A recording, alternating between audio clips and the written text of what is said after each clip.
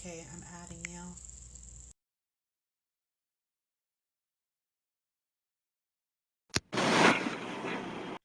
Hi, friend. So, my throat is not exactly sore anymore, but I've got funk in it apparently, and we'll see how it goes later. Oh, what sort of funk do you have? It's just like goobers or something. I don't know. Like it's not. I don't know. It's not like phlegm or I don't know what it is. It's just something feels like it's stuck in my throat. Like it's froggy. There is somebody in there. Can you share it to Something the weird. page I with the same everything that you typed up, and then just put that Elias approved it? yeah. Hold on.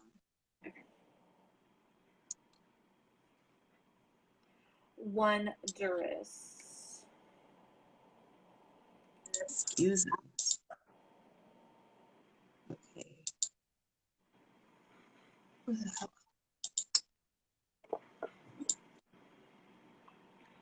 I have a new wine this week, and I'm hoping that it's going to be delicious. And even if it's not, I'm probably still going to drink it because the story we have this week is a doozy. I'm excited. I'm It is. excited for the last story. I'm excited for all of them, but this mysterious sir, This is going to be an exciting week. I can definitely say that.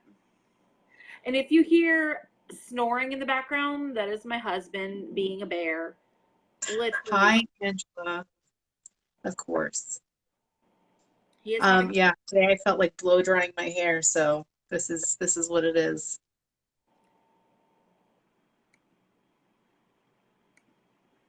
Hello, Chris from Manchester, England.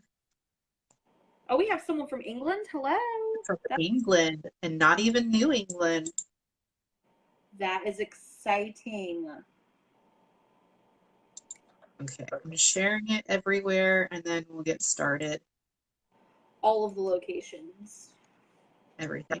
I really need to move my steam mop because it's not pretty. But at least we know that you clean things. I don't even have one of But I those. don't. Like I haven't even removed that off the wall in like forever.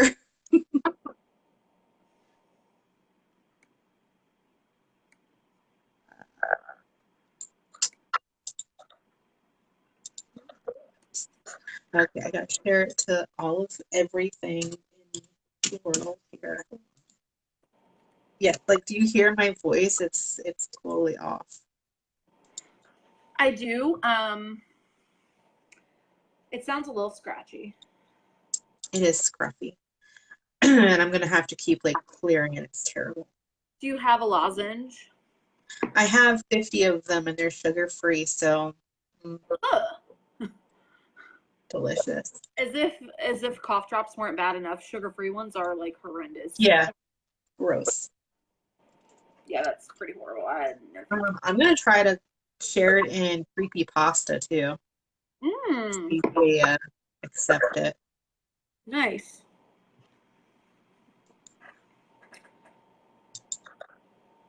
And I wonder where Chris Wright is. Maybe I should.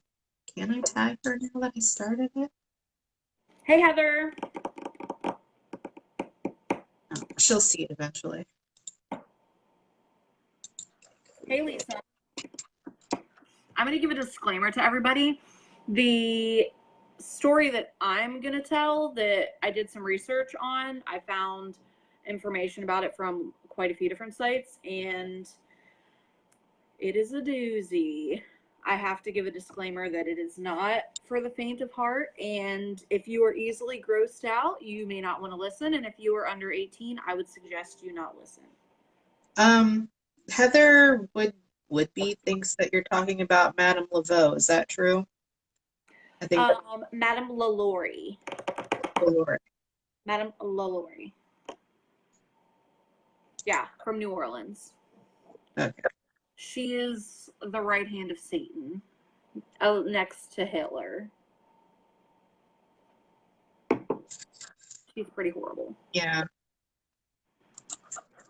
She is pretty horrible. We also have some stories from Chris. She sent in some stories. So if we want to, I don't know if you want to read those first. I haven't read them yet, so I'm excited to read them. All of my expressions. I read them already. So how about you do the Madame, what's it called? Blah, blah, blah, blah, blah. Madame, whatever.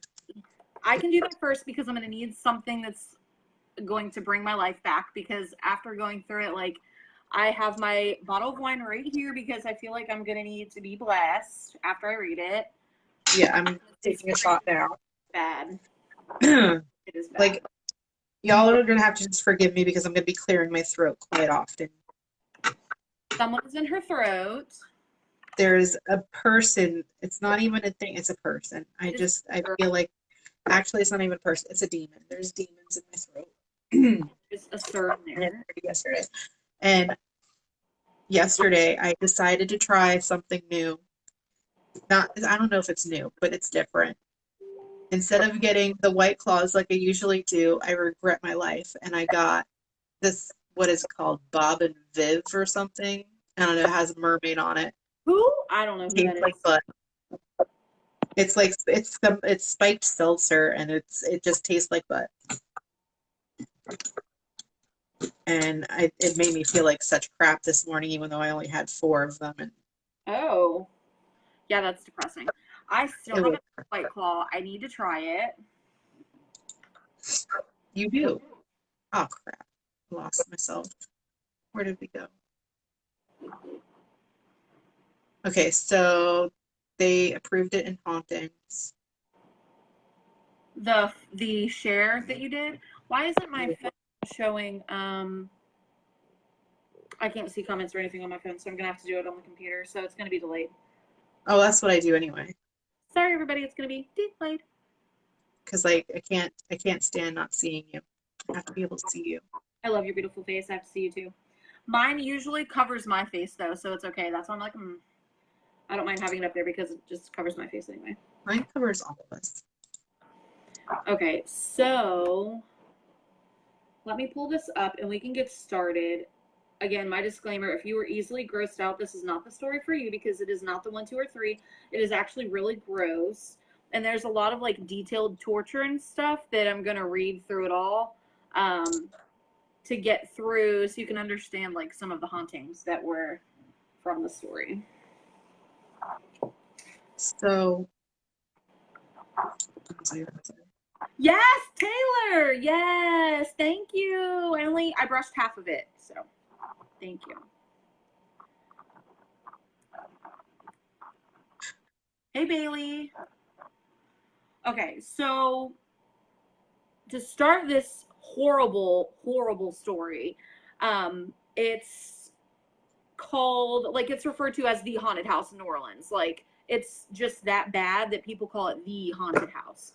It's on 1140 Royal Street, and it was also the basic, like, inspiration for the location of the house from Coven, from what's the shit? Yeah. American Horror Story. So it's the American Horror Story house. That's where part of Coven was filmed. Some of the other parts of it was filmed in a house on St. Louis Street. So that's kind of cool. The story actually is about this lady named Marie Delphine McCarty, and she is a whole entire bitch. And on March 19th of 1787, she was born she was one of 5 children. Her father was Louis Barthélemy. There are all the names in here that I can't pronounce. So every time I can't pronounce a name, if you're drinking, take a sip or a shot. Oh, I'm sorry. His name is bigger. It's Louis Barthélemy de McCarty. But I know I said Barthélemy wrong, so take a sip. Oh, I've had this shot sitting in my hand this whole entire time. Hold on. Yeah, it's completely horrible. Okay, so her father brought the family to New Orleans from Ireland in 1730. It was during the French colonial period.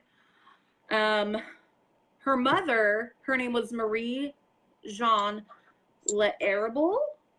I know that was wrong too, so take a sip. Also known as the Widow Lecomte. as her marriage to Louis B. McCarthy, her second marriage. So she was a whole entire hoe. That's okay. I'm on my second marriage too. Both were prominent in the town's European Creole community. Delphine's uncle by marriage, his name was Esteban Rodriguez Miro. I said that one okay. He was governor of the Spanish-American provinces of Louisiana and Florida. And her cousin, Augustine, blah, blah, blah, was mayor of New Orleans. So she was prominent, like, in the community. She had people, whatever. She was raised in the fucked up area where people had slaves. So her family had slaves. Her sisters and brothers had slaves. This bitch had slaves, too. She was married 3 times. She had 3 husbands, so she was a whole entire hoe. She married, her first husband's name was Jean Blanc. He was a prominent banker, merchant, lawyer, and legislator, so he was all over everything with all the dollars. At the time of the marriage, she purchased a house on Royal Street, but it was a different one. It was 409 Royal Street, and it later became known as Villa Blanc. She had 4 children. You know what? That's the second husband. I completely skipped the first one. Anyway, she married a guy named, her first husband was Don Ramon de Lopez y Anglo, blah, blah, blah, blah, blah. Next. Second husband, take a sip because that was a big one. Second husband, for Blanc, she had 4 children by this sir. But the children, let's discuss their names. The first daughter's name was Marie Louise Pauline. The second daughter's name was Louise Marie. And the third one's name was Marie Louise John. Okay, so all of her daughters, 2 of them were named the same thing, Marie Louise, and the third one was Louise Marie. Okay, if that doesn't set off signs that this lady is a whole entire idiot, I have no idea what to say. So she is an idiot. And I need to make sure that I have plenty of beverage in this cup because it's about to get real horrible. So let me make myself a tiny little mixed drink. Get your beverage ready because it's about to get really bad. This is what I'm drinking this evening. It's a cheap from Trader Joe's. Thank you. No marijuana I've got in this in my special little bottle. Okay, I thought I just swallowed an animal. Okay, so she had 4 children by this guy, named 3 of them pretty much the same thing, and then she had a son whose name was Jean-Pierre Paulin Blanc. He died in 1816. She had 2 more daughters, and their names are not listed here. Okay, so her third marriage was to a physician whose name was Leonard Louis Nicholas LaLaurie. He was much younger than she was, and apparently she had some sort of spinal issue. And back then, they didn't really have specific, like, specialists for, you know, whatever health. So he was essentially like a chiropractor. So she went to see him for her back issues. They fell in love. They were destined to be together forever. Barf, whatever. After 2 failed marriages, she still wanted to have some independence, even though she married this guy. So she actually bought the home, the LaLaurie mansion. She bought it herself, like without his help, nothing. She put down the down payment. She paid for that bitch, everything. That was all her in 1831. She did it without any involvement from him. And it was pretty much just the property at that point, but she built a 2-story mansion there.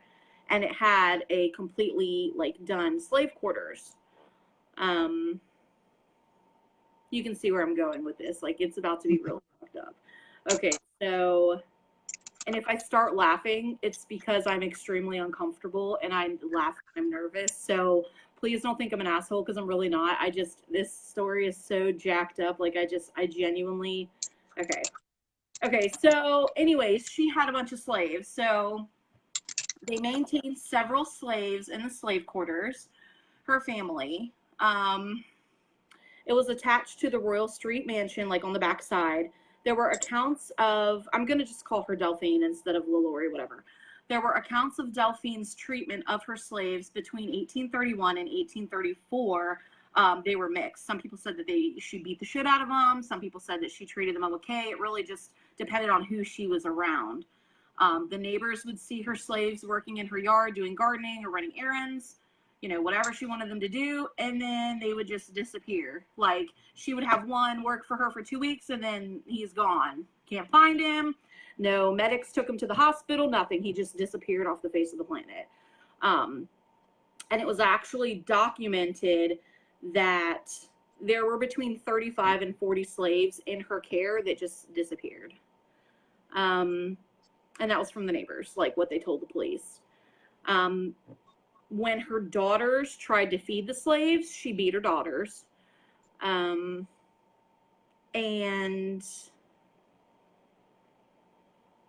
there was this horrible rule that they created, like, being a slave owner is absolutely horrible, but they had a rule that you could own slaves, but you had to be nice to them.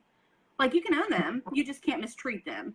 So the neighbors called authorities on the mistreatment of her slaves, and a local lawyer was dispatched to her home to remind her that there is a law that says, although you may have slaves, you must be nice to them. And they fined her $300 for that, which back then was a lot of money. They took her slaves from her and they were auctioned off. But this bitch hired her family members and friends to go to the auction and buy them back, all the same slaves that were taken from her, so she could have them back. One of her neighbors saw her chasing one of the slaves, which was a little girl. She was 12 years old. Her name was Leah. And she was like running all over the property, through the courtyard, through the backyard. And she was screaming while Delphine chased her because Delphine was trying to beat her with a whip. And apparently had been brushing her hair. And when she was brushing it, she snagged a knot. And Delphine jumped up and chased her to beat the shit out of her because she didn't brush her hair, I guess. And the girl ran all the way up to the roof. Like, they chased around the house and the property and made it all the way up to the roof.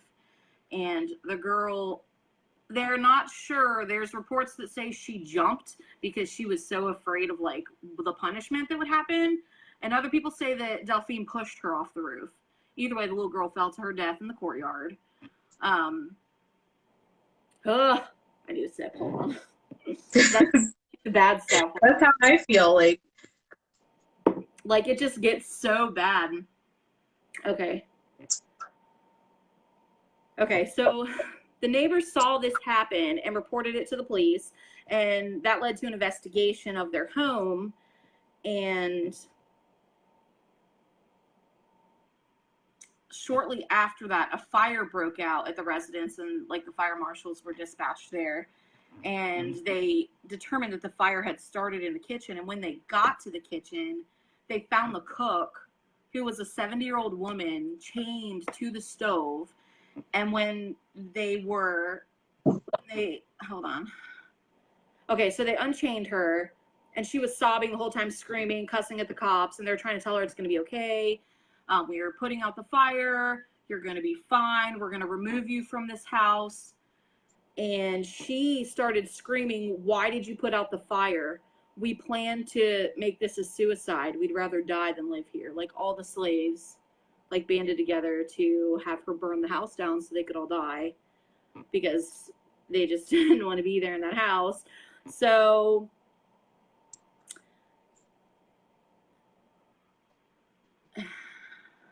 they tried. She said that every time they go to the attic, they never come back. And that's what she was afraid of. That's why she called the police, because I guess she burnt some food or something. And she's like, fuck it, we'll just set a fire. So she told them she was afraid that she would be shipped off to the attic where all the other slaves were. And every time they go up there, they never come back. And so the fire marshals were like, okay, we really don't see many other slaves here. Let's go check it out. So Delphine was like, absolutely not. You have no right to go up there. You don't have a warrant. She wouldn't give them the keys. And they're like, okay, well, there could be embers up there. Your house could still be on fire, so we have to go up there. So they busted down the door, and I need a drink. It's about to get. Well, I watched that show. What is it, Coven? I watched Coven, so I know what's coming. I don't know if it's like actually as gross as Coven is, but I know. Okay. So when they entered the attic, they found more than a dozen slits to the wall. Some were strapped to makeshift operating tables. Some were confined in cages that were made for animals. Human body parts were scattered around the room, and heads and organs were placed in buckets. Most of them were naked. Some of the women had their stomachs sliced open and their insides were wrapped around their waist like a belt. Mm. One woman had her mouth stuffed with animal shit and then her lips were sewn shut to keep it in there. The men had their fingernails ripped off. I have a thing about fingernails. Hold on. Like, that is like my biggest, like, okay. They also had their eyeballs poked out. Their peens and dangles were sliced off. Some of them were resewn in other locations. One man was hung in shackles and he had a stick protruding from a hole in his head that had been drilled in the top, and the stick had been used to stir his brains. Oh my God. Like, I can't, like. Okay. Mouths had been pinned shut. Hands had been sewn to various parts of their own body. So just like sew my hand here and I can't move it because it's sewn there. This is gross. It's brutal, dude. One woman had both of her arms and legs removed. Another woman was forced into a tiny cage and all of her limbs had been broken and then set again in odd angles so she resembled a crab. Oh, they did something like that on Coven. Did they? Yeah. There were mutilated sex change operations. There was also a woman whose limbs were removed and odd circular pieces of skin were removed to resemble a human caterpillar. So, like, it was, like, removed around her waist to make it look like she had, like, ridges and stripes like a caterpillar. Oh. One of them had their face removed so they would look like a gargoyle. Tongues, noses, and ears were hacked off and some were reattached in random spots. One slave was said to have had their intestines removed and they were hanging over them like a backpack. And another woman was found with her back peeled so you could see the tissue and muscles exposed. And others were covered in honey and had fire ants all over them. So, like, it said that some of them had been up there for months. Months. So, what, like, was she going up there and feeding them? Like, torturing them and feeding them so they would stay alive? Like, Obviously she had to have been. Most of these, like, some of their injuries, it sounds like they would have been dead. right. Unless she's just, like, one day going up there and sewing their hands to this part of their body and then just leaving them for days. That's so fucking. Go and cut off a finger or something. Like, I can't. I need a breather. Is anybody saying anything? Oh, people are talking. Does anybody have any comments so we can breathe really quick? Because I'm, like, about to cry. It's so horrible. Like, it's so fucked up. Like, I can't. And the ones that died that day when the cops and the fire marshals were there, they died from smoke inhalation. Like, that's what killed them. And it was noted that some people were, like, begging for them to kill them. Like, thank God you found us, please kill me, because, you know, my intestines are hanging over me like a backpack, or I have no limbs and I'm essentially just a jelly bean and I can bob from one place to another, like, just kill me. But other people were clinging to their life and they're like, you know, save me. But what quality of life would you have? Like, the guy, like, I can't even imagine the guy who just was sitting there in a chair with a fucking stick in his brain, just stirring it like soup. Like, I just, I can't. I had a very hard time when I was researching this and, like, typing it up. Like, it took me days. I don't know how you did it. Like, just sitting here listening to it is bothering me. It's bad.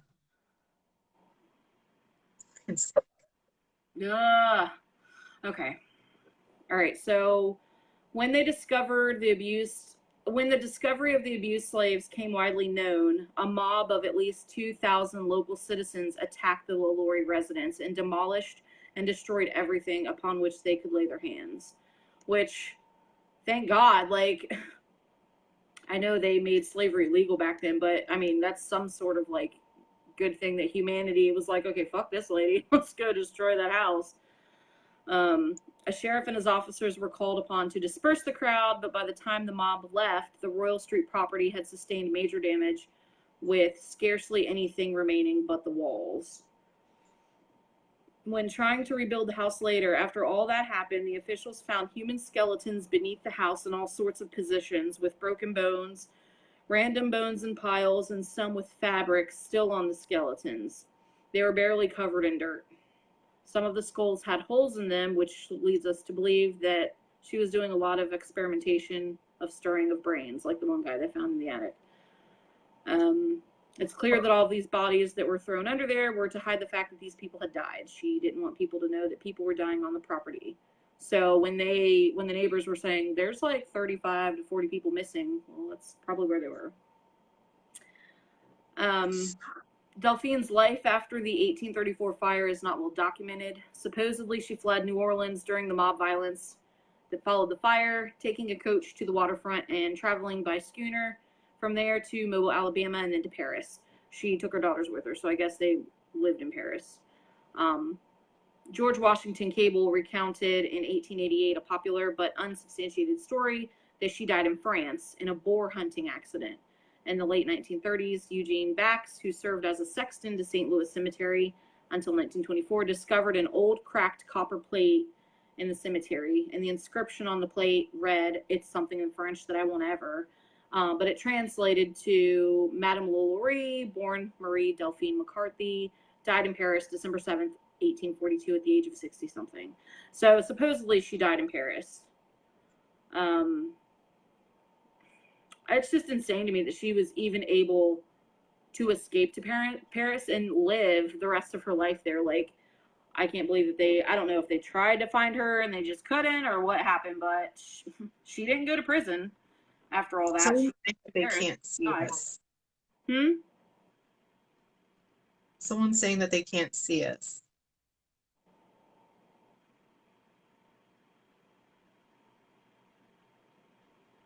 And somebody's saying that they can see part of our face. What?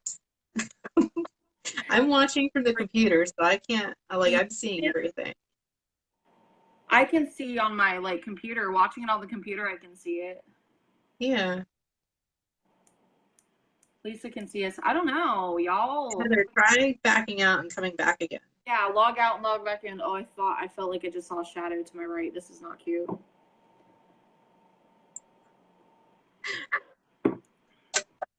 Let's take a breather while people leave and return. I mean, it was short, but... Well, I have more. That's just the torture. I have hauntings. Like, what happened after that. Okay. Yeah, like what became of the house. But yeah, isn't that, so messed up? Like, all the torture stuff she did? Like,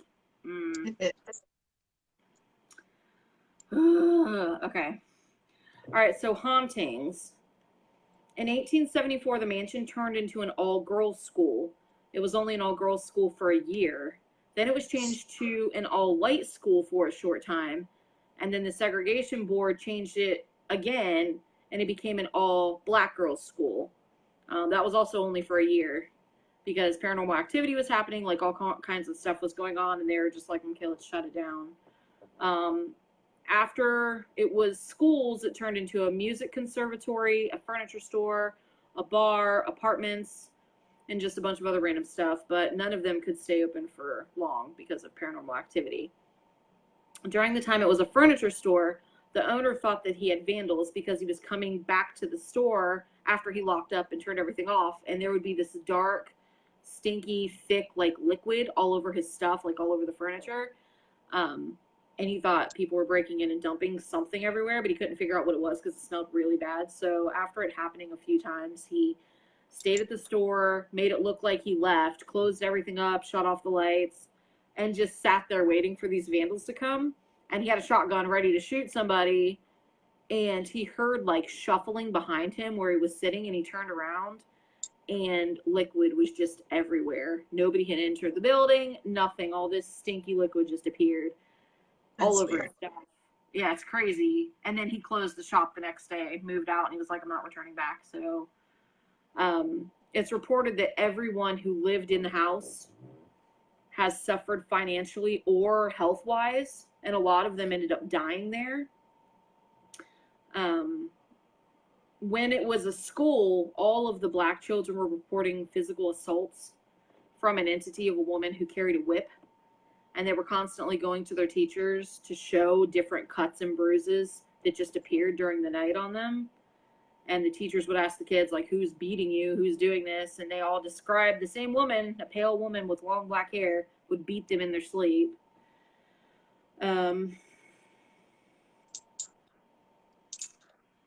The first man that bought the house after it was a furniture store, it was like in the 1840s, and it was like right after all that shit happened. He lived there for 3 months, and he kept feeling like he was being watched, and he kept hearing different sounds. So he moved out, but kept it, and he just started leasing it to other people. But no one could ever stay more than a week at a time. They all moved out, like, every time, and he had it for years. But he could never get a tenant to stay over a week because they would get beat in their sleep. They were seeing shadows. He kept trying to rent it out, but nobody was able to stay long enough for him to make money. So he eventually had to sell it. Someone else bought the place after him, and just days after they bought it, the man died. The man that bought it after him ended up in an asylum. The man that bought it after him ended up in a coma. The next family that bought it, the husband died in the house. When they sold it to a guy that rented it, one of the tenants that rented the place from him he was found brutally murdered, and all of his belongings were ransacked. The cops were interviewing everyone that knew the guy, and I guess his best friend told the cops that a few days before he had been telling him and some other friends that he was being visited by spirits, and he was having trouble with them in the house, and he couldn't sleep because they kept like coming to him and beating him. And he told his best friend that there was a demon in the house that wouldn't leave him alone until he died. And then he died. The most famous owner of the house is Nicolas Cage. He bought it in 2009, and then like the Nicolas Cage. The Nicolas Cage, and then 2 years after he bought it, he went bankrupt. Right now, supposedly, it's a realtor's office, and it's been turned into like luxury apartments. I can't imagine anybody wanting to stay there, luxury or not. Buy, no, and no. You can't tell me an amount of rent to pay. Okay, in the lease, it is stated that there is a chance that you could die in your sleep. Just sign here on the dotted line. Never. I don't know. Like I've said, nothing has ever really happened to me, so maybe I need to go stay over there. Do it and see what happens. Manifestations, these are just some reports of things that have happened there. There's accounts of tortured screams, people that have been on like ghost tours and that have like worked in there for whatever reason. They hear tortured screams. People can hear rattling chains in the kitchen and on the staircase. One resident reported that a man who resembled a slave in chains appeared and attacked him on the stairwell. Some have witnessed hallucinations of their own pets being butchered in the house. Children have been attacked by a phantom with a whip. People just passing the building or on the ghost tour feel incredibly nauseous, and some have puked while on the ghost tour. Bitch, okay, you were in New Orleans. Who's to say you weren't drunk as shit when you went on this tour? And Yeah. Because you were sick. Okay. People hear screaming and sobs coming from the courtyard. People have reported hearing moans and groans. People have reported the smell of burning flesh. Okay. There have been reports of scratching on the floorboards, and then when people turn around to see what it is, actual scratches appear on the floor. One tenant was going up the stairs and was blocked by a giant man who he thought was a real person. He tried to push him out of the way, and his hand went through the guy's body, and then he vanished. There have been reports of a pale, black-haired woman who chokes people in their sleep, but there's also reports of a spirit, like a shadow person, that follows behind her, and he's the one that steps in and like pulls her hands away from choking people. There's reports of being chased by shadow people all throughout the house. This one. There are translucent apparitions with no legs and no arms who show up when you're sleeping and try to show you their scars. Sir, I apologize for whatever happened to you when you were alive, but if you ever come bob to me in my sleep to show me a scar that you got, I will knock you into a fourth dimension. You can't ever. Like, seeing a ghost is bad enough, but just imagine one with no arms and legs. bloop, bloop, bloop. Nope. I can't even imagine seeing an actual ghost or apparition or even a shadow person because, nothing ever happens to me. Girl, go spend a night here. Find out Like, am I who. lucky? I guess maybe I'm fortunate to some people, but why not me? I want to see something. I would not want to see that. I would not want to see anybody with no arms and legs just bopping to the bed. Hey, girl. No. Go anywhere. One woman saw a female spirit that looked like Delphine, and the spirit was bent over backwards, speaking to her baby in its crib. Bitch, you better back away from my child. I swear. Like, I've seen videos where supposedly, like, spirits were, like, talking to children in their cribs. Just, like, backwards, whispering to the baby in the crib. Lady, I don't care. If you were singing lullabies, you better get the hell away from my child. Throughout the years, neighbors have reported windows opening and closing by themselves, sometimes so hard that they would shatter. The front door has been seen opening by itself. People have reported getting their bags yanked off of their shoulders or their hair yanked. One time a guide was under a street lamp and it was burned out. She started talking about the little girl Leah that jumped to her death, and as soon as she said Leah's name, all of the lights on the street lit up. And when she said her name again, all of the lights shut off. People wake up in the middle of the night to see Delphine staring at them while they're sleeping. Just hovering. She just hovers over them. The pale woman with dark hair has been seen staring out of windows at night at people that pass by on the street. Some have seen a reenactment of Leah jumping off the roof to her death. And when they call the police to report it, the dispatcher tells them that it's not a real person and to disregard it because they get those calls all the time. And at night you can hear a little girl sobbing near the fountain in the courtyard, which is where Leah landed when she fell. There's also, if you look at a picture of the house, one of the windows is cemented in. Like, there's no window, it's just a cement. And it's lines of windows, like in rows, but one of them is just cemented shut. And supposedly one of the slaves, who was supposed to be taken to the attic, he refused to go to the attic, so he jumped out the window to his death, and they just sealed it up with cement. So that nobody could do that again? Yeah, so nobody could jump out that window. Let's not worry about the other 50 windows on each side of the house, but this particular one, let's seal that bitch, because we don't need to have anybody go out that one. But that is the story that I have of the Lalaurie mansion. There's also rumor that some of the details that were told to the police about, like, the messed up stuff that she did to the slaves, like the torturing, there's some believe that some of it is not true, which I would hope, because one of the people that reported it to the police was a neighbor who was, like, in love with her, and she was married, and even though she was unhappily married, she was like, I'm not getting with you, honey, you poor, whatever the reason was. So they were saying that there's a possibility that some of it could have been embellished just because he was pissed off at her, because she was like, bitch, swerve. But I thought cops and firemen saw these people in the attic. They did see it, but there was some of it, to the extent of how it was reported, they're saying that some of the neighbors had seen some of it too. So I don't know, because they don't actually have, like, the police reports. They just say police saw this. And then, of course, when they were bringing the bodies out, the neighbors are watching them bring this shit out of the house. And when they're telling the news people, like, they were writing articles and stuff in the 1800s. And when they were telling the news people, oh, I saw this and this, they're saying that maybe the guy, some of the stuff that he said he saw may not have been accurate. So, oh, okay. I don't know, but girl, one of them was definitely a jelly bean, so.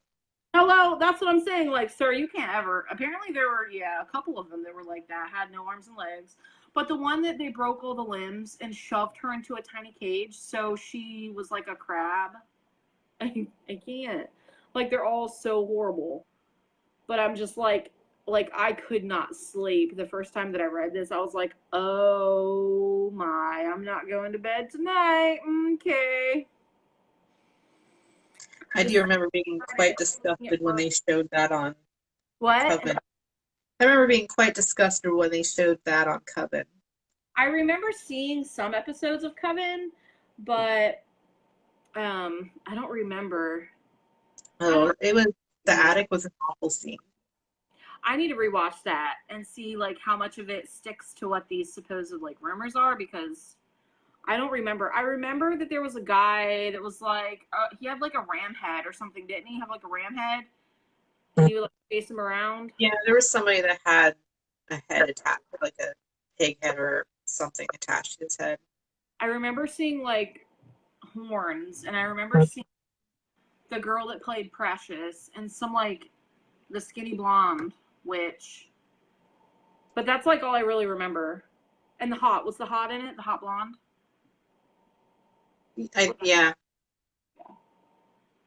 I stopped watching that. I haven't seen like the last couple of seasons.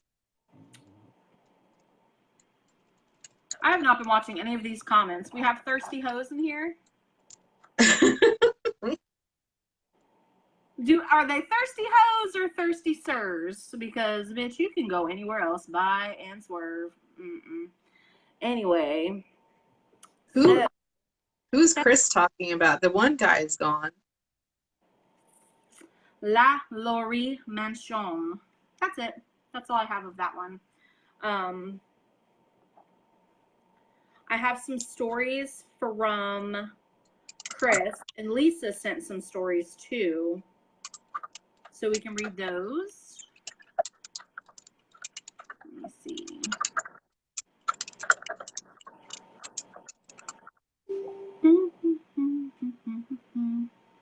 Let me see. Do we want to go through? Let me see really quick.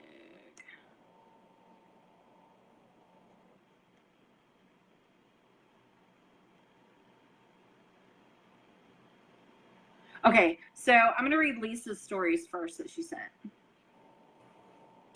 Okay, my friend in college bought a house. I have no idea what street, just that it's a white house. She sent me a picture of the layout, so I had an idea of kind of how it was set up. We were moving her in, and a neighbor mentioned weird things happened at the house. We assumed they were just trying to scare her. We were moving things in the house, and we kept yelling at the guys for moving stuff, especially a chair that was just left there. They kept saying that they weren't moving things. We turned the back room into a movie room. There was a short set of stairs to get to the room.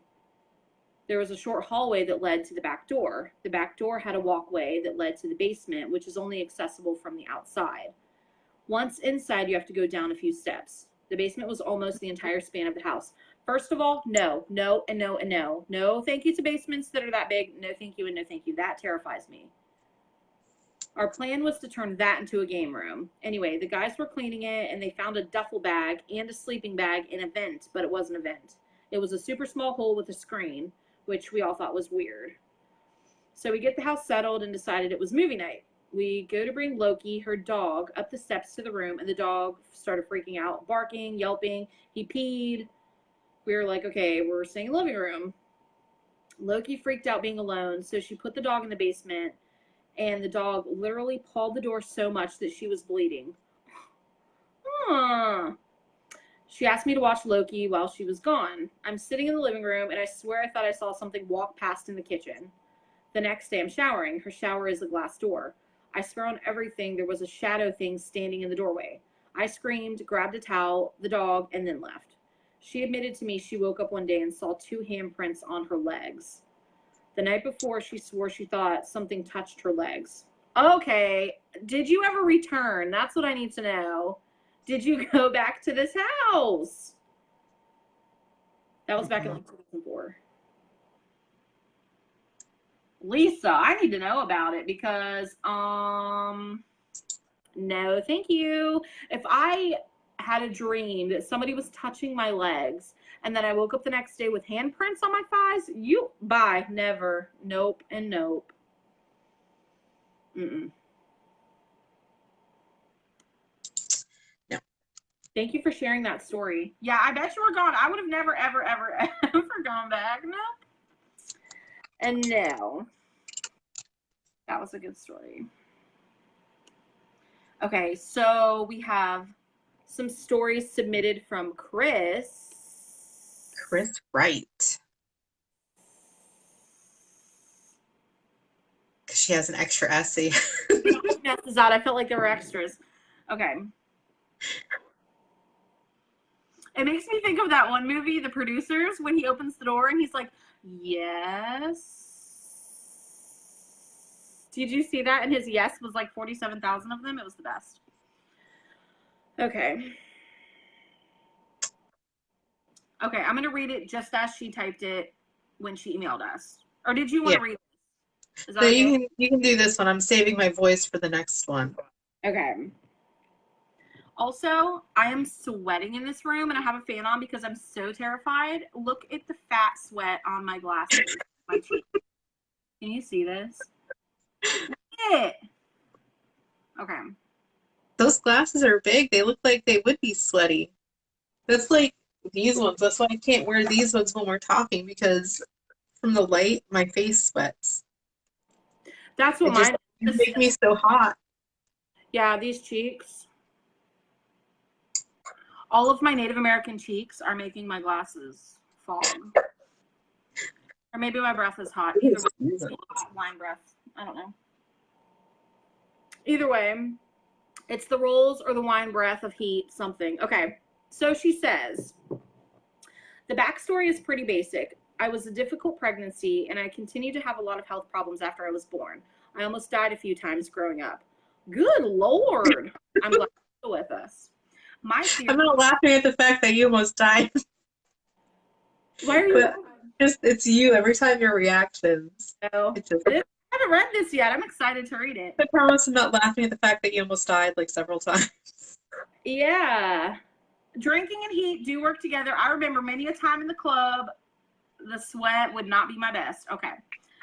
My theory is the reason I'm such a weirdness magnet, I love that, is because I'm a lot closer to death than most people, but there's really no way to know for sure. There's other little things about me that are weird besides ghosty things, like electronics never seem to work right around me. Small electronics like DVD players and computers have to be replaced far more often than normal, despite not being used frequently. Watches die quickly, phones act weird. I seem to be a magnet for static shocks. Excusings. Weird little things like that. Maybe connected, maybe not. I really don't know. Let's pause. When you're in the car with people, do you see my fat shadow? Look at this. Fat. Look at it. It's sweat. Anyway. What, the little shine on your I see it. Do you see it? It's like fogging from my fat cheek.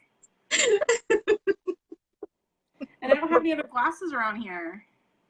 Sunny, bring me glasses. It's my wine cheek fat. Okay. I can wear them down here like a granny. There you go. Okay. Now you're taking a breathe. Wait, back what I was saying. Does the radio turn off when you're in the car? I need to know about it. Because I would be really super pissed if my jam comes on and that bitch is shut off. Because my body likes to shut things off. Does that happen? It's going to be a minute for an answer, I think. It's okay. My computer's super slow.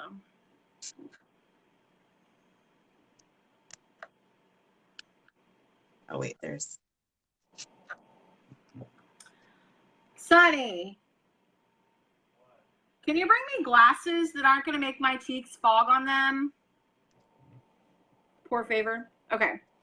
While we wait for her response, oh, they are the sexiest of librarian glasses with that sweat. Where did you get those ones?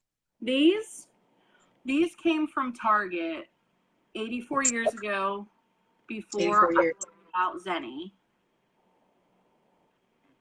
And these are my idiot glasses. Are you ready to see the stupidest thing you've ever seen in your life? Look how wide they are. Mine are pretty bad. Why are they like that? Because we're blind. Chris said that radios seem to be okay, but Good. That's wonderful. I'm so glad that radios are okay. And my husband apparently is snoring all the days long of his life, so I may have resolution. Perhaps. Ah, here we go. Perhaps these will not be the sweat fat drip. Okay. Maybe because it's a different shape. It'd be more airy. They're not touching my cheeks. But if my cheeks are like an oven, maybe they will fog too. We'll have to see with time. Okay. All right. I think the best place to start talking about experiences is the house I lived in as a baby, which my mom to this day remains convinced was haunted. She would hear heavy footsteps on the stairs, accompanied by a smell, and anything electronic in my nursery would malfunction. My crib mobile and any electronic toys would regularly turn themselves on when nobody was in the room, or when I was sleeping in my crib and couldn't have reached them myself, or when I was sleeping in the crib and couldn't reach them myself.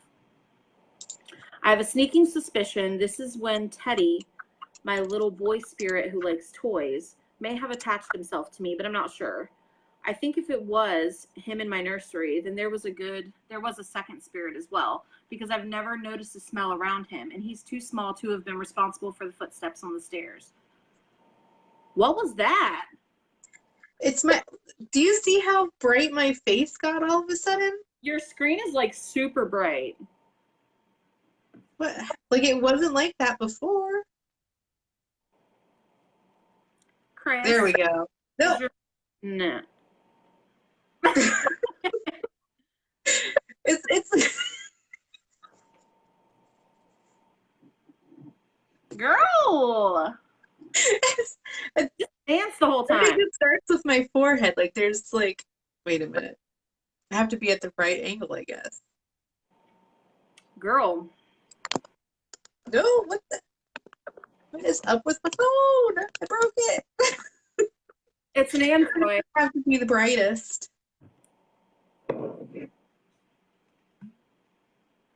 I'm on my third little glass of wine. Oh, it returned. Do you see it? Oh. Well. Like, okay. It looks like it starts from my forehead and then it gets brighter, but I promise my forehead is dry as shit. Well, I wish I could promise that my cheeks were dry as shit, but they're not. They're sweaty. And you're sitting there wearing a sweater. I'm hiding my fat arms.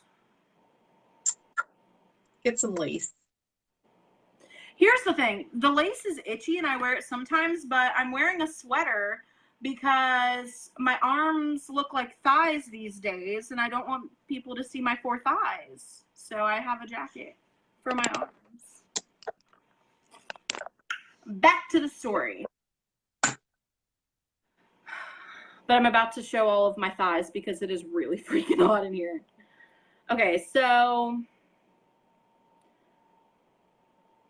my mom can't do anything about it right now, Misty. There's no settings for live. I can't fix it. It just does what it wants. I don't know. Yeah, like you're just gonna have to deal with me turning bright like a diamond for a while. I'm about to throw my hair into the largest of buns and ponytails to get it off my neck. Something just crashed in my bedroom. What is bingo wings? You know, what do you mean what is bingo wings? You don't know? What is a bingo wing? No! Puppy! But why do we call it a bingo wing? Because ladies get all excited and go, ooh, and then their arms flap. Oh, tried it! That is my best! I can't. That is my best. B43! I love that. Or actually, it wouldn't be 43. It'd be like 1 through 10 or something. But anyway. Bay. I think he just farted in his sleep. Okay. Back to what we were saying. Okay. My mom doesn't really like to talk about these things, but I know she never specifically saw anything in that house, so I can't confirm or deny if Teddy was around at this point or not. He's followed me every time I've moved. I always make it a point to say out loud as I'm packing to move that he's welcome to come with me, but I won't be offended if he takes my leaving as an opportunity to move on. You want that sir to follow you? Oh, my lord. Chris, you are very brave. Because I have never heard of a bingo wing. I've heard of angel wings as like the back fat rolls. I know about those. Did you just hear that, Sonny, yelling from the other room? What about chicken wings? Don't worry about my hunger and starvation of a chicken wing. You can keep that to yourself. Thanks. Next. Go back to bed. Anyway. Flap away, honey. We can flap together. Angry birds. Yes, hunty. Okay. So now we know that Chris is crazy and she likes to have all of the little ghosts follow her from home to home. It's okay, Chris. We love you. Some of my earliest memories in my life involve Teddy. I used to see him all the time, and I don't think I really understood that he wasn't a person at first. He was never around when anyone else was, so I couldn't ask if they saw him too. I just assumed he was real and shared my toys and talked to him pretty regularly. I thought he was a little strange. He was always in a sailor suit and always had his hands hiding the bottom of his face. And he almost never talked, but he wasn't mean or scary, so I never minded him being around. I remember asking why he always hid his face, and for a long time he wouldn't say. He did eventually show me, and I always regretted asking after that. The whole bottom of his face is gone. I will throw the fuck up right now. He was always so nice, but that scared me enough that I didn't talk to him or try to play with him for a while after I saw his face. I think I was maybe 5 or 6 then. Every time I'd see him, I'd tell him to go away. Eventually, I stopped being scared of him and would let him stay when I saw him, but I never really tried to talk to him again after that. I know he's still around because I still catch glimpses of him from time to time, and almost everyone I know has seen him at some point, but never the way I did when I was little. Okay, wait a minute. When you say it was missing, did like... That was my question. What happened to his bottom jaw? Like, did it get blown off? Did it get blown off? Was it like bloody and gory, like Heather is saying, or was it just like a hinge, like a doll face? I need explanations. What happened to this, sir?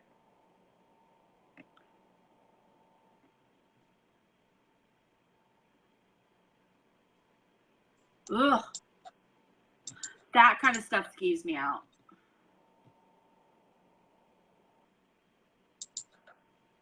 You're brave. If I would have seen it, yeah. Watching any type of medical, anything with blood freaks me out. I can't. Like, I'm okay watching movies like The Purge. The Purge didn't bother me. Stuff like that. People, like, in movies that are getting, like, shot, that doesn't bother me. People getting stabbed, I can't watch stabbings. I can't watch needle stuff. Unless it's me. If I'm at the doctor and getting, like, a shot or something, I'm fine. But on other people, ugh. Okay, while we wait for her response on that. She said, I think he was shot. It was pretty gruesome, but he's just a cute little boy when he has his hands up. Well, I mean... So he was shot. Well, she thinks so. So you think his face, like, got blown? Oh, no. No. I need hand sanitizer for that one. I feel like... No. Oh, my God. Okay. Okay. The most recent spirit I seem to have acquired is a nasty thing that hangs out in the back half of my house, specifically in my older brother's old closet. It's the farthest closet in the farthest room of the house, and it rarely seems to come out of that room, so it's pretty easy to ignore most of its actions. It showed up probably about 10 years ago. I know I had moved out and moved back at home at least once before I saw him, so I had to be at least 18 or 19 at that point. My best guess as to why it showed up is that it latched onto the angry energy he left behind in that room, because it's very much not a friendly presence. It mostly just grumbles and bangs the door and moves things around in the closet. But at one point, when I was actively trying to get rid of it, it started leaving the room and following me around the house. After it threw cutlery at me in the kitchen, I gave up and decided it was better off grumbling away in the closet if that's what it wanted. It stinks, too.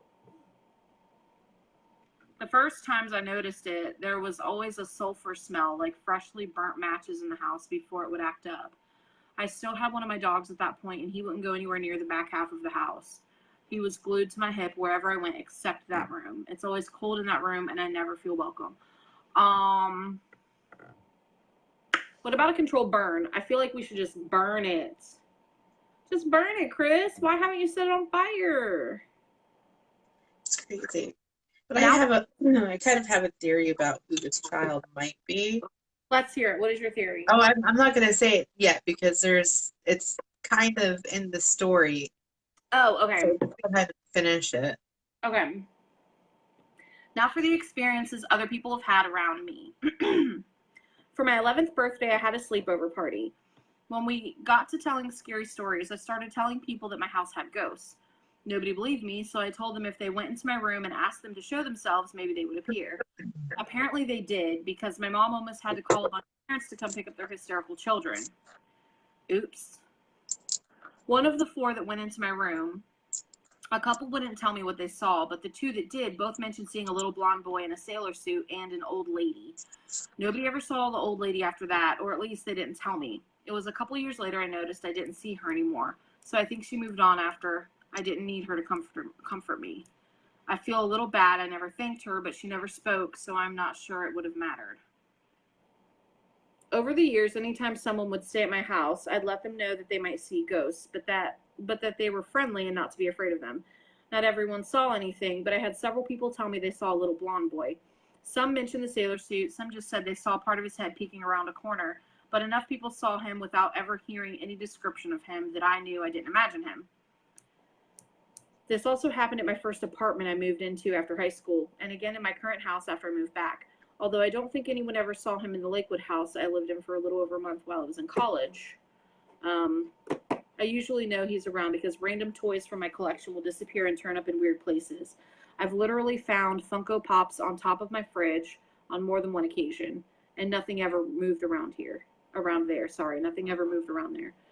Maybe he didn't like the guy I was living with. Oh, maybe he's protective. Maybe. I had another party for my 21st or 22nd birthday. At one point, we had all moved out to my patio, so a few of my friends could smoke. And because the table out there is bigger, and there were about 10 of us at this point, the back 2 bedrooms were an addition, so my house is kind of lopsided. It's like an L shape extending into the backyard. There's a small high window on the arm of the L that faces the patio. As we're sitting and talking, everyone facing that window started getting increasingly tense until someone asked if anyone else could see the 2 glowing red eyes staring out the window. No, ma'am. Now, this window is high enough that you'd have to be about 7 feet tall for your face to be visible to anyone outside, and nobody had gone inside, so I knew it wasn't one of us messing around. Okay. Instantly, we all turned to look in the window, and everyone saw the red eyes and what looked like the silhouette of a head and shoulders. They disappeared after a second. Not like they ducked down or walked off to the side. They literally just vanished. Being more than a little drunk at the time, I just laughed and said, "Oh yeah, that's the stinky closet ghost. He doesn't like people." Like it was no big deal. Apparently everyone else thought it was a pretty big deal and quickly made excuses to move the party to Denny's and away from the creepy, smelly ghost thing in my house. Yeah. If we were friends and I was at your home at that point, I probably would have never returned. I apologize. That is terrifying. Yeah. Once after I had moved back from the Lakewood house, I was with a friend in my backyard. We were standing on my patio next to the grill while he smoked a cigarette, just shooting the shit.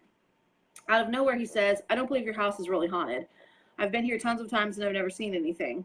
As soon as he finished speaking, the grill brush hanging on the grill swung so violently it nearly flew off and hit him.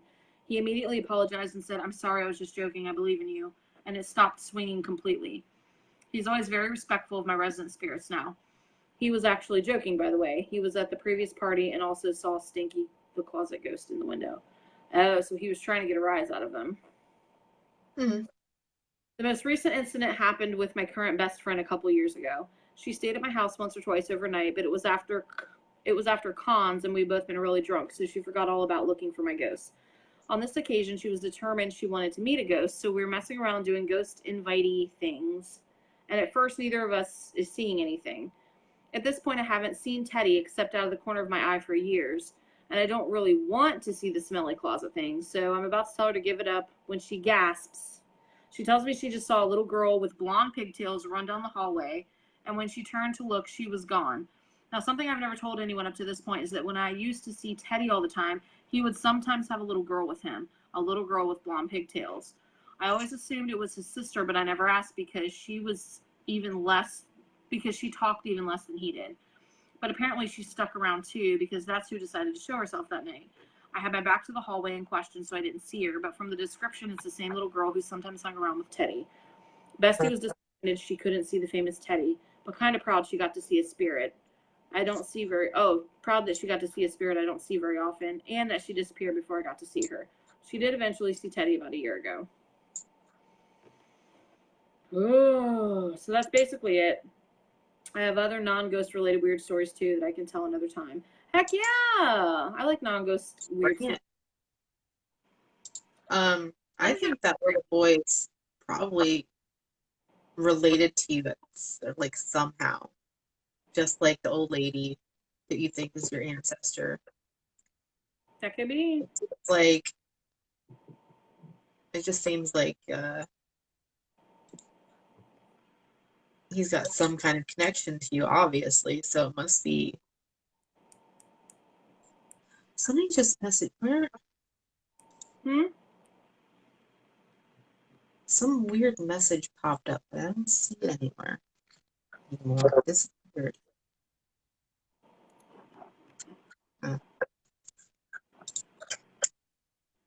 Anyway. I do not ever want a spirit buddy. Ever. Ever, ever, ever. Keep yourself to yourself and away from me, please, thanks, and have a great day. Never and no and never. Mm-mm. Mm-mm. Mm-mm. You said your mom. You mentioned your mom had... She never saw him, though, did she? Or the girl? Did you ever ask her about them?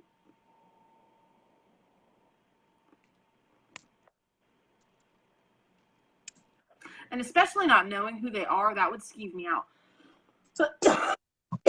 I have my great grandmother. Her name was Mama Mary. She passed away. She passed away in hospice, but she stayed at my grandma's house, and she died of dementia, like some of the side effects of dementia. Like she stopped eating and stuff like that. But before she died, like she didn't know who any of us were. And I would go over there every Tuesday when I got off work, and I would bring her a cheeseburger Happy Meal from McDonald's and a strawberry milkshake because she loved it. She loved Happy Meals and she loved toys and strawberry milkshake. So I brought that to her every Tuesday when I got off work. When she died, my grandmother kept all of the toys and all of the McDonald's toys because, again, she was 80-something, had dementia, and she loved playing with the toys, so my grandma kept them all.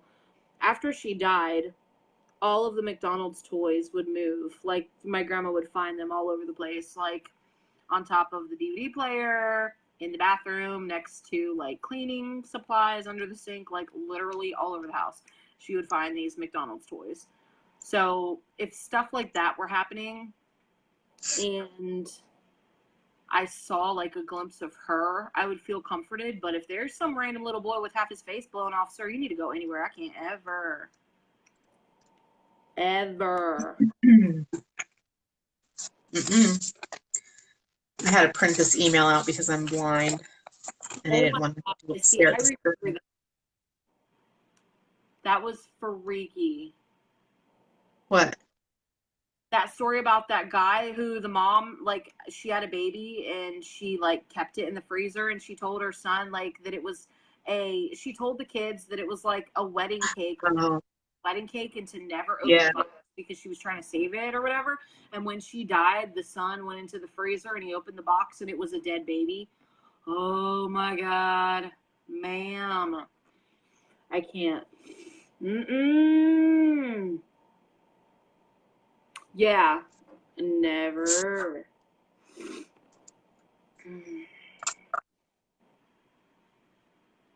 Ugh. Before I read these emails, I'm going to have to go real quick. I'll be right back. you going? I hear my child, and I want to see what's going on. If you guys see me do this, there's a reason. I'm not trying to resemble a pig. There is an actual reason why I do this. And while I'm doing this, if you see a booger, let me know so I can get it. But the actual reason why I do this, Greg, do you remember me doing this? When we worked together, do you remember me doing this? And do you remember why I do this? If you remember. Trivia time. Let's see if you remember.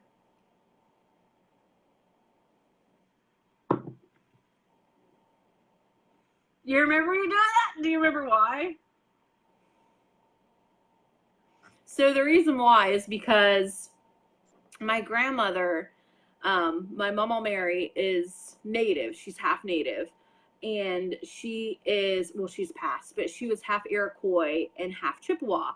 And my grandmother, bless her soul, her nose was like this when she died from being so Native. Like her nose just fell like this. So ever since I was a child, I would push my nose up like this because I was terrified that my nose would drop like hers did after just age.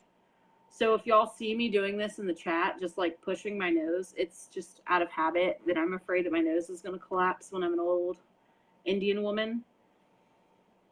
Because my father is half Seminole, so I'm like a lot of native. I'm sorry, I'm half Seminole. My father is full Seminole.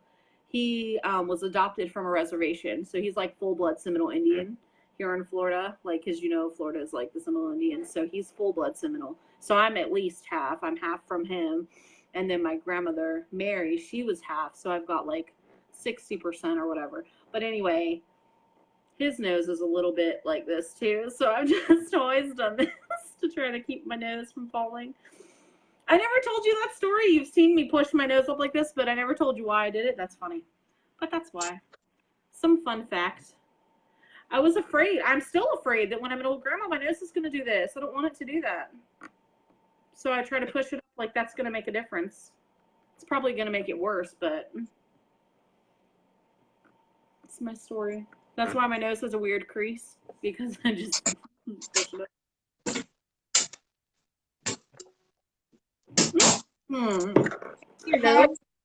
Half Indian. Oh. So we have a lurker. We do. This an is anonymous lurker. It's kind of a little bit creepy, but it's really cool. If you're watching Lurky Lurker 10, hello. Mr. Lurkinson. Okay. So we get this email from a person named James Hyde. And all it says is, I have watched your shows a few times. I want to tell you my stories, but I don't know where to start or even if it's a good idea to tell them. I have so much to tell, but I don't want to make things worse. I'll be in touch later after I think more about it. So this we were so excited.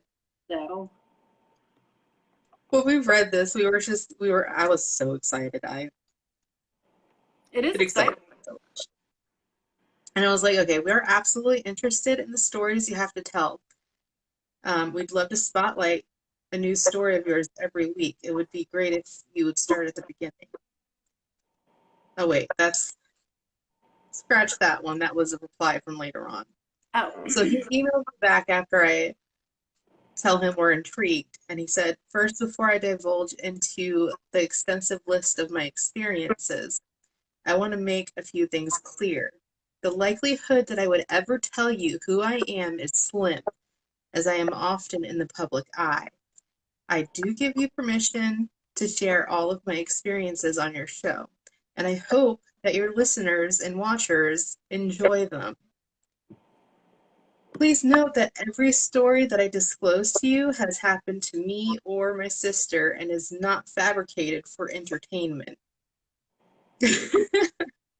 My name is not James Hyde, but you can call me James for the sake of anonymity. I can't ever say that word ever. There is an entity that has been in my family for years. We believe that there is some curse attached to the family, and this entity just follows us around to stir up trouble as he sees fit. That alone is just interesting. Just this morning, I was making a cup of coffee. A small black shadow flew under my chin and whipped around my left shoulder to my back. To someone that doesn't deal with the paranormal, this could be terrifying. But to my family, it is a circumstance we find ourselves in regularly. What?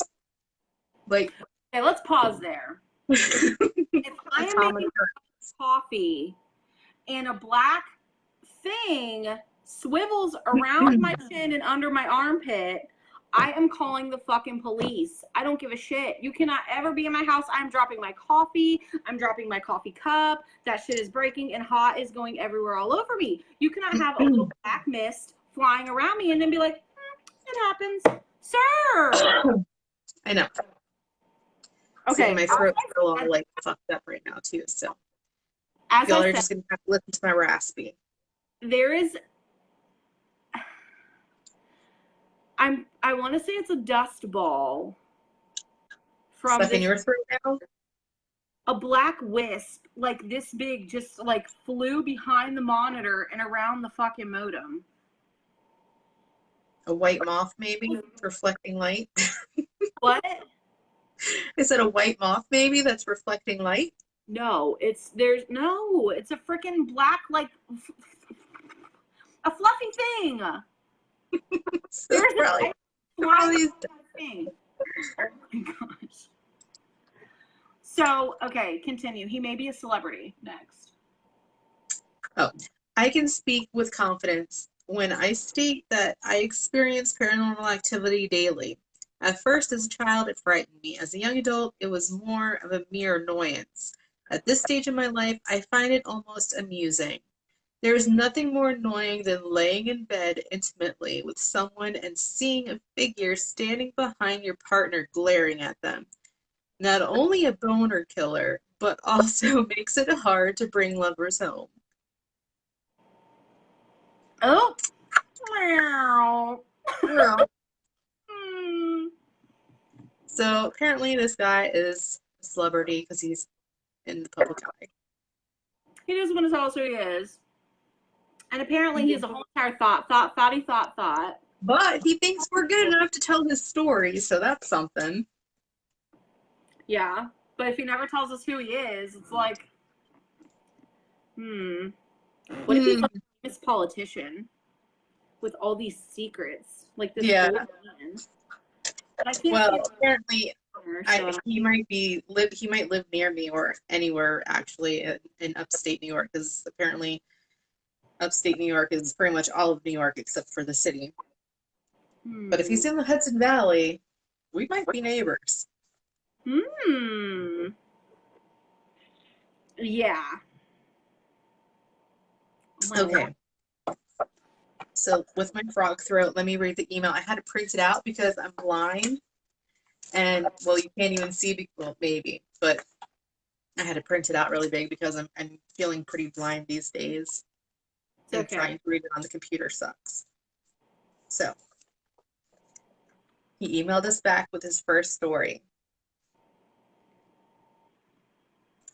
So, here we go. Yes.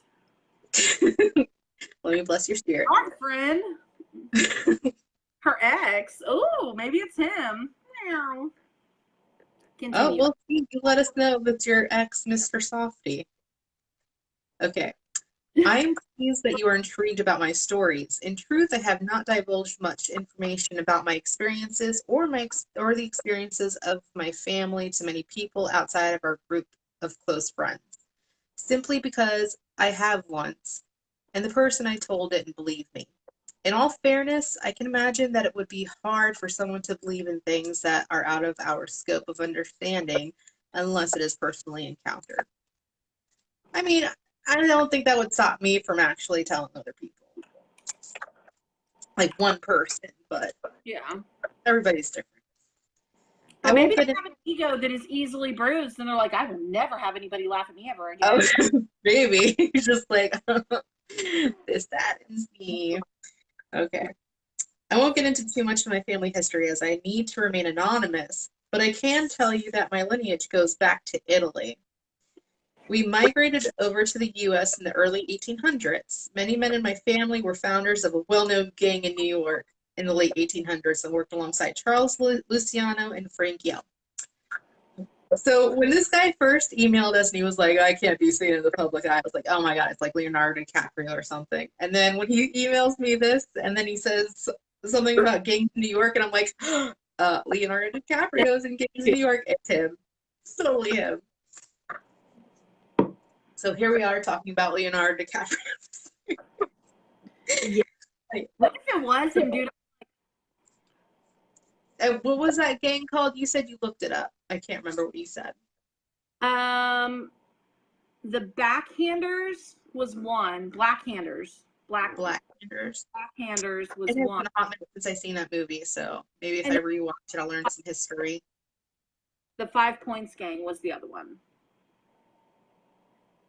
And they were both, I think they like worked together with Al Capone and all of his. Okay, so it goes on to say that the story that has been passed through the generation is one that suggests we have a curse because of the family name and gang affiliations. All the horrific things that resulted from our connection to the mob are said to have followed us, even though the guilty ones have long passed on. So he thinks they're cursed, and maybe they are. Now, bear with me because there's a couple words in here that are Italian, and even though I'm Italian and my grandfather spoke Italian, he never spoke Italian in front of me, so I can't really speak it. But so my Biznona, and he actually quoted it or put it in quotations for me, it means great grandmother, was very religious, and she was deep in her faith, both in, here's one of them, Strigonaria. It's some kind of witchcraft. And I looked up the pronunciation, but I can't remember now. And Benedicaria. I think that was right. Yeah. But they're like Italian witchcraft kind of thing. Essentially a combination of Catholicism and old-rooted Italian magic. So, okay. There's that. She passed all of her knowledge down to my Nona, who I believe was and still is the protector of my sister and I, even though she has passed. My mother experienced a lot of things as well, but we will skip my mother for now. Okay, so there's a whole nother story. The women in my family have all had to carry the burden of what the men did, who hasn't, and who they were, as they brought the negative entities to my family with all of their wrongdoings. So women are paying for it. So it was the duty of the women to ensure that they were strong in their faith to bring protection upon our houses. My Biznona and my Nona were very in tune to the saints and prayed for protection for our family daily and through their Italian magic. In many pots of marinara, they conjured up what we believe to be saints and spirits of our ancestors who have protected us throughout the years. That's one thing that I cannot do is I cannot make sauce. So there's no Italian magic in me. Gravy. Your dad can make that gravy, though. He can. Your dad be the one. Nobody ever taught me how to cook. Oh, the next time he comes up there, you need to be like, Dad. Hello. I just make him make a big pot of sauce before he leaves, and then I freeze it. Yeah, but if you have him teach you, then you never need him to do that. Well, I can't eat it on the regular anyway nowadays because I'm keto, but whatever. That's true. Oh, Misty's asking if that's how my dad makes cutlets so good because of Italian magic. Probably. No.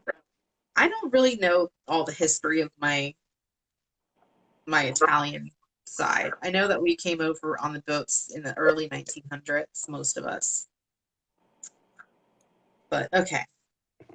Moving along. As a child, my first memory of anything paranormal came when I was fishing with my Nano, which is grandfather.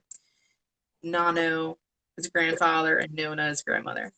That had to be confusing. Whew. It was. At first when I was reading, I was like, I'm not sure. It might even be pronounced no to some people, but I'm gonna go ahead and say nano because I feel like calling a grandfather no is like weird. It Yeah. just sounds like. Uh, okay, so he would always take me to a small cottage he owned deep in the woods in upstate New York, which could be any freaking where up here. So who knows? We would sit on the dock and fish together. Well, he would fish, and I would pretend. He tied some fishing line to a long stick, and I would dip it in the water while he fished. One morning, while we were fishing, I dropped my stick in the water and I reached down to grab it, not realizing that the depth perception of a 3-year-old isn't accurate. I fell in the water. My nano jumped in after me as I couldn't swim strong enough to save myself from drowning. I was picked up and put back on the dock with my fishing pole in hand. It happened so fast, I wiped the water out of my eyes and looked down at the lake and saw my Nano searching for me frantically in the water. I called out to him, Nano, I'm just here. And he spun around looking at me in a shock as there was no way I could have gotten myself out of the water. I thought that my grandfather had picked me up and put me back on the dock. But that was clearly not the case, as he was in the water when I was pulled out. There was no one else out there with us, so there is no other explanation aside from paranormal. That shit gave me chills. I know. What the freak? Mm. I can't imagine what his grandpa How was. is my mother coming up? I'm sorry, but how is my mother coming up in here calling me spoiled? And everybody's agreeing with her. She only speaks the truth. Cheers, here's. Why am I scared of Misty's boats? Because they all have holes in them and you freaking stink in them like when there's sharks swimming nearby. That's why. I think the sharks only come when y'all are pissing off the back of the boat, though. The only time. So when you drink too much and you hang your asshole off the boat and you take a shit and you piss, that's when you get sharks. So you have it coming. Remember that. The next time y'all go out on the boat, do not drink anything, or you'll bring sharks.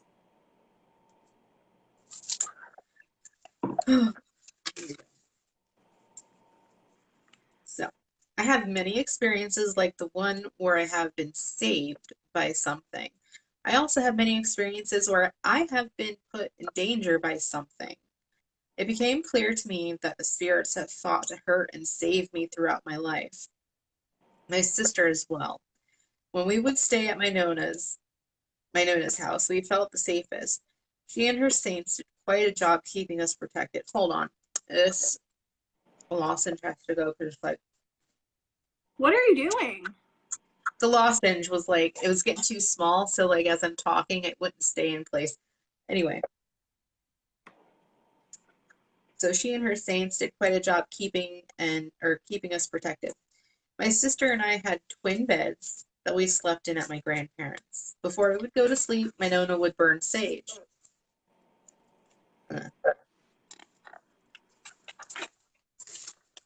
My Nona would burn sage throughout our room and pray to the saints to protect us. There was only one time after my Nona went to sleep that we had an issue. We were both laying in our beds and something pulled the covers off of my sister. She yelled for me and I sat up and I told her to come to my bed. She climbed out of bed and tried to rush to mine, but something grabbed her by the hair and held her in place to prevent her from coming to my bed. I screamed out, let go, but instead it levitated her by her hair in the air. Hello! Like, this girl is just standing in the air, like, levitating in the air, and he's probably just, like, seeing all of her hair, like, pulled up like this. Like, Yeah. I screamed for my Nano and Nona to come into the room, and as soon as I heard them coming down the hall, the dresser that was to the right of the bedroom door was shoved in front of the door to prevent them from being able to push the door open. Goodbye. I jumped out of bed and grabbed onto my sister's hands while she was being suspended in the air by her hair and tried to pull her down. But as I was only making it worse because but I was only making it worse because she wouldn't move. And I was essentially ripping her hair out of her head from trying to pull her down. What the freak? But Like, how awful would that be? Like, you're trying to save your little sister who is dangling in the air by her hair. by her hair. And you pull to try to get her down, and you're ripping hair follicles out of her scalp. Oh, no, no, and no! Mm. Did it say how old he was when all of this happened? Oh, you know what? No, I don't think it did. You'll have to ask him. There's only like one more page, unfortunately. But anyway, so my Nano was slamming into the door with all of his body weight trying to move the dresser, and my Nona was screaming what I assumed to have been a prayer in Italian. I was screaming at that entity, begging for it to let my sister go, while trying to move an 8-drawered oak dresser away from the door. That's heavy as hell, which obviously wouldn't budge. I ran to the bedside table and grabbed the Bible that my Nona kept there for us and clutched it to my chest and screamed, "In the name of Jesus Christ, let my sister go." I was thrown into the wall with such a force that my left elbow shattered on contact. Fucking broke his elbow. My sister was dropped at that point, and being that she was being held about 10 feet in the air, she fell, sprained her ankle, or the fall sprained her ankle. So she fell and she sprained her ankle. The window shattered as if someone kicked a ball through it, and the dresser was shoved out of the way by some unseen force. My Nana ran to me and scooped me up to take me to the hospital. I couldn't move my arm, and I was screaming in such terrible pain. He knew that I had broken it. My Nona bandaged my sister's ankle and slept with her that night. I don't know what my Nona did to ward off the spirits from that room, but we never had another negative encounter inside that home. There were many other stories like that one that we both went through in other locations, and in time I will share them all with you. I don't think I will make my presence known in your live shows, but I will continue lurking, Mr. Lurky McLurkerson. The end. So, when he says that the window shattered, It's like something came through, like a saint or something, busted through the window and shoved the dresser out from the door so that Nano can get in. So, when that happened, do you think that that might have been the spirit, like, leaving the house? No, like I feel like when she was praying to whatever, then something came through the window, busted through the window maybe, and pushed the dresser out the way so that grandfather can come get him. That's interesting that you thought of it like a positive way like that, because the way that I took it was like him saying, like, in the name of Jesus Christ, let her go, or whatever he said, that like that was enough to make it leave. Yeah, to make it bust through the window and leave. Yeah. I suppose that the only way to really know is if he tells us where the glass landed. Did the glass land outside or inside? Shattered out or shattered in? That's the only way that we would really be able to determine it, unless it was just like a dud kind of a shatter and it just kind of shattered everywhere. What the freak? Like, we need to find out how old this guy was when all of that took place, because like the way I imagine it is him being like a little kid, like 6 or something, you know, like really young. Dude. And he's got ties to the gangs in New York. Yeah, that's crazy. Probably the mafia. Maybe that's what it is. Maybe he's part of the mafia. Maybe. Joey the Snoz.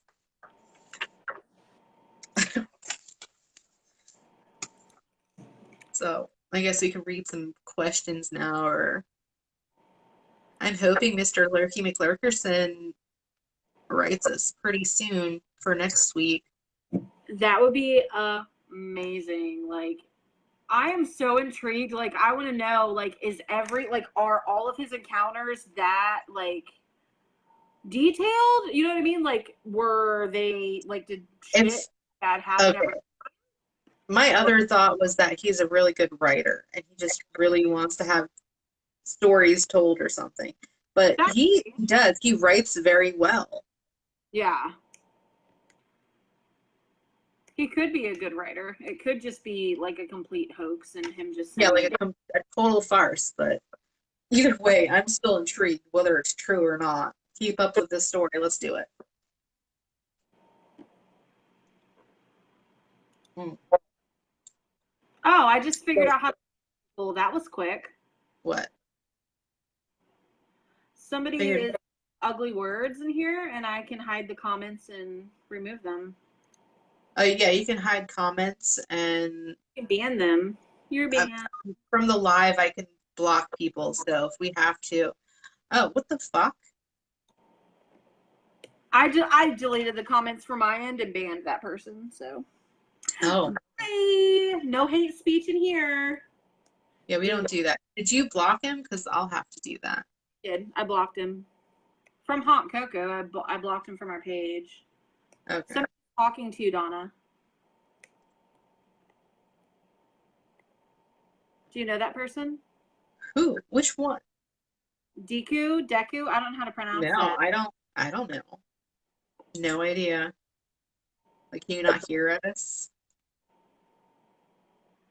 Either way, doesn't matter.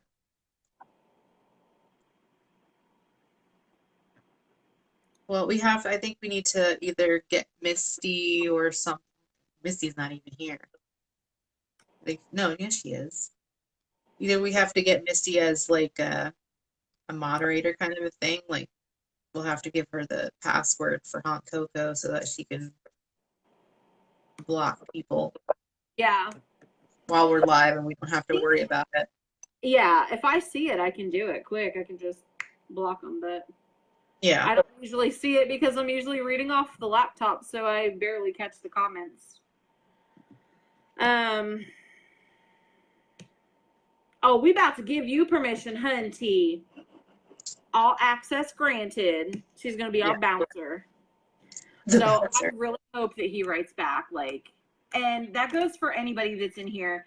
I'm going to put our email address in the comments, and if you have a paranormal story, something that happened to you, or a family member or somebody you know, email us your story.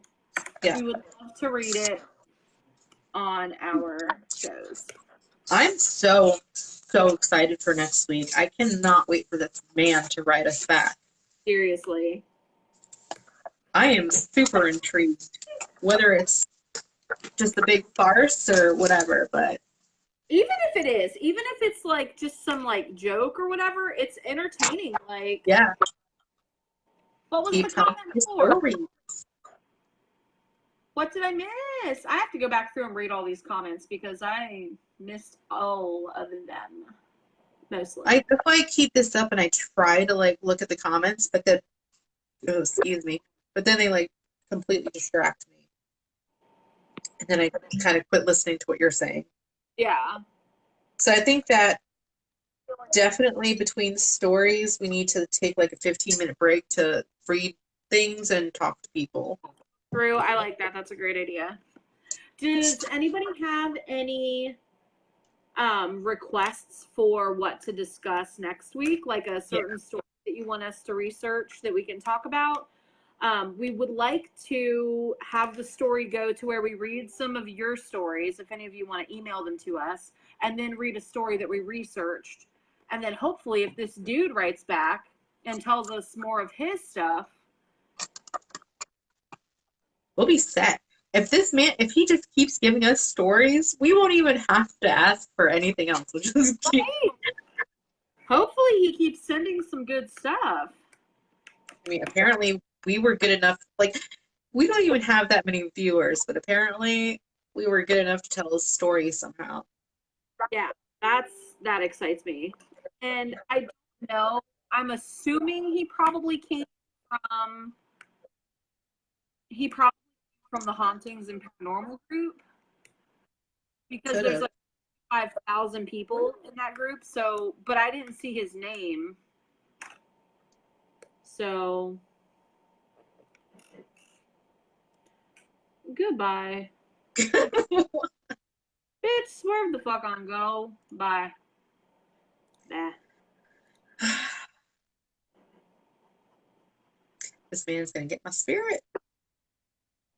All of it. Corey's gonna get jealous because I'm gonna be talking about him all the time. This amazing lurker of a lurker. Nobody knows who Deku is. He's just some random jackass. Bye, ban, swerve. I'm gonna be banning people all night. I'm gonna put down that ban hammer. Let's do it.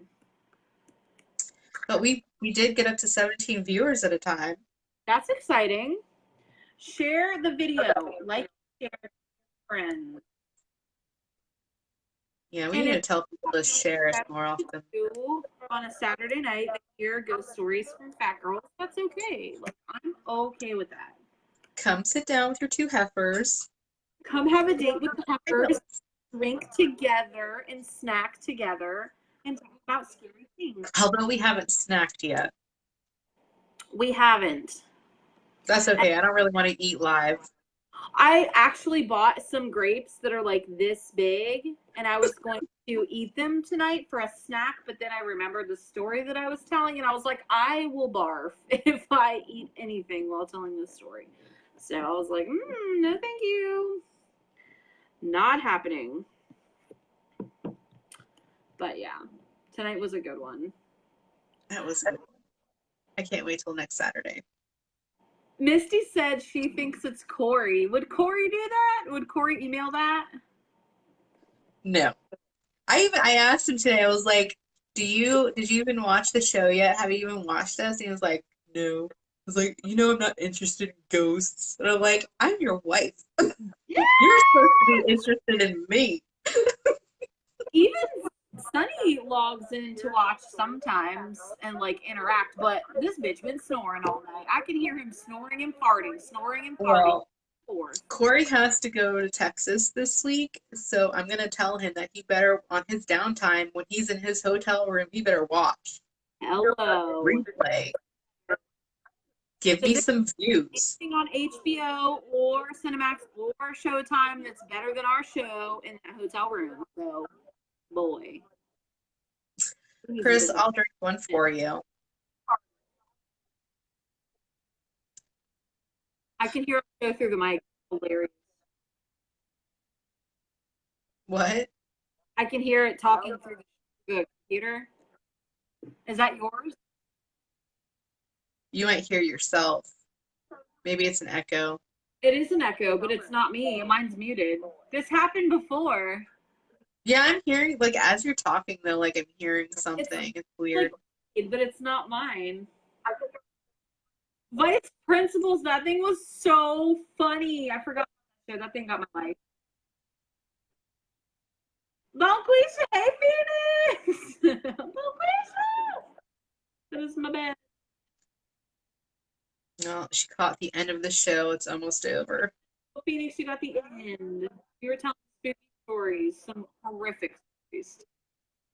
That's weird. Like, all of a sudden, like, your voice is cutting out. Do you turn some sound on somewhere else? No, I don't. I don't have any. It's so weird. I'm like hearing something in the background while you're talking.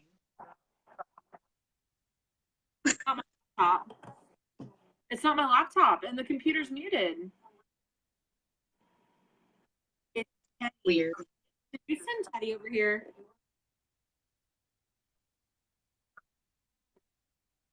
Okay. So I wish we had some more stories to tell because it's only 10:30. No, is it only 10? No.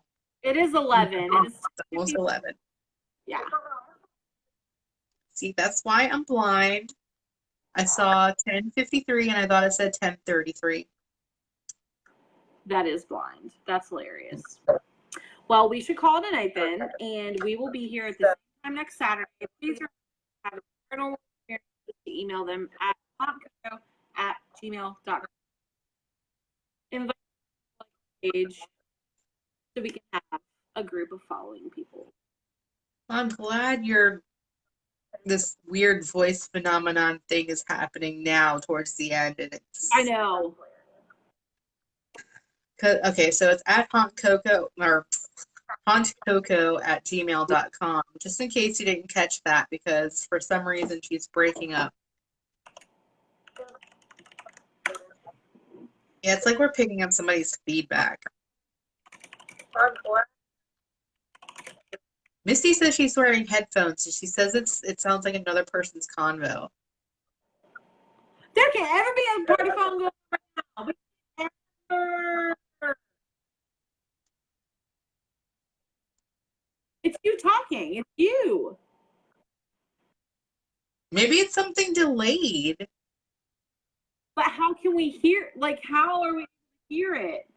Something's fucked up. You're hearing a woman. I'm hearing Donna's talking. It's weird. I'm just okay. When we end this, I'm gonna go towards the end and see how it sounds. What the freak? All right, so maybe it's Lurky McLurkerson's demons. Something. I don't know. That is so weird because all I can hear is you delayed. You're delayed talking, but they're hearing like people, like a man and a woman. That is Yeah, Misty said she's hearing people conversing, like two people. a man and a woman. But I don't. I hear you.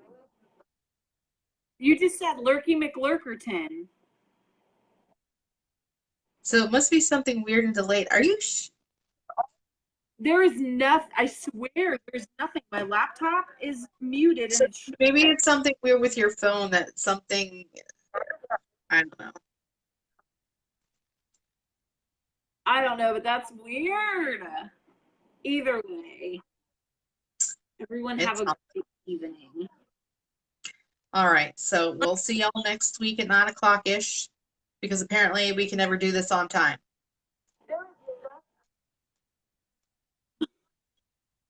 I heard something. Well, was that me again? I keep hearing you, but they're hearing a sir. They said they're hearing a man? Well, yes. I mean, sometimes they sound like a man. No, because at one point they said, just to be clear. Neither of us said just to be clear this whole evening. I don't know. It stopped. Testing, 1, 2.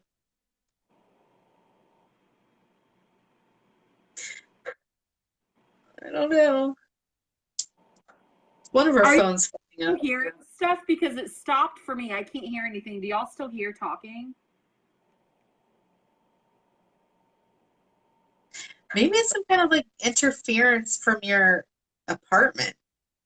Can that happen? I would hear it.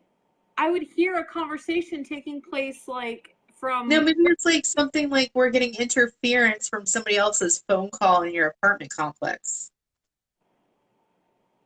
Bitch, the people in this apartment complex probably can't even afford a phone. I can't ever.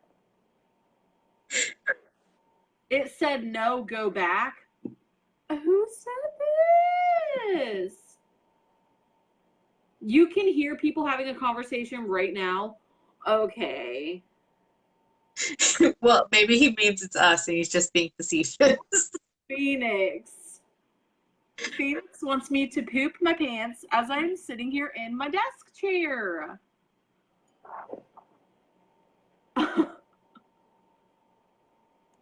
Okay. So tune in next week where you might see my face dark or very, very bright. We don't know. It's going to be one of the two.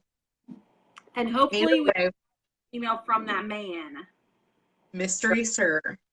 Mystery Sir. And hopefully we will not have dual conversations with Mystery Sirs on our phones. Yeah, I can't wait to end this and go listen to what's happening here.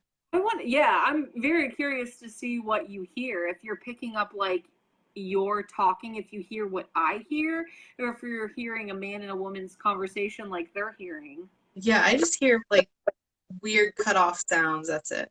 I'll listen to it too to see if I hear you again. I kind of don't want Okay. to hear. And then we'll reconvene once we hear this. Okay. So until next week, guys, thanks for listening. Bye. Bye.